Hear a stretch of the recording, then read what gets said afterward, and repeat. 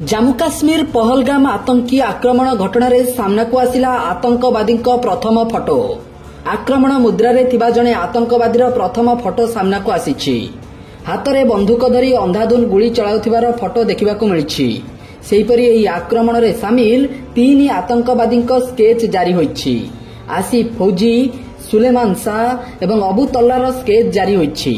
तेबे गतकाली पर्यटकों उपरे होइतिबा आक्रमण घटना रे टीआरएफ आतंकी संगठन निजकु दायी करिछि।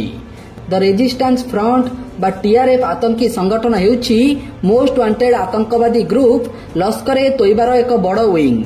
गतकाली पहलगामर बैसरन भ्याली रे रक्तर होली खेलिथिले आतंकवादी।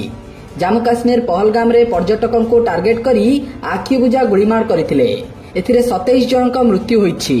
मृतकों मध्य रही 2 जन विदेशी पर्यटक, जने नेपाल आउ जने साउदी अरबर नागरिक बोली सूचना मिली। अन्यमानक भितरे ओडिशारू जणे एवं महाराष्ट्र, उत्तर प्रदेश, गुजरात, तमिलनाडु और कर्णाटकरू पर्यटक रही। जने नौसेना और जने गोइंदा ब्यूरो अधिकारी भी प्राण हराई। आक्रमण रे अन्य 10 जन आहत होई एबे चिकित्साधीन अछंती। अन्यपटे जम्मू काश्मीर पहलगाम रे आतंकी आक्रमण रे प्राण हराइथिबा ओडिया युवक प्रशांत शतपथी मर शरीर आज जम्मू काश्मीर रु ओडिशा आसिब। प्रशासन पक्षरु तांको मृतदेह आनिबाकू व्यवस्था करा जायछि।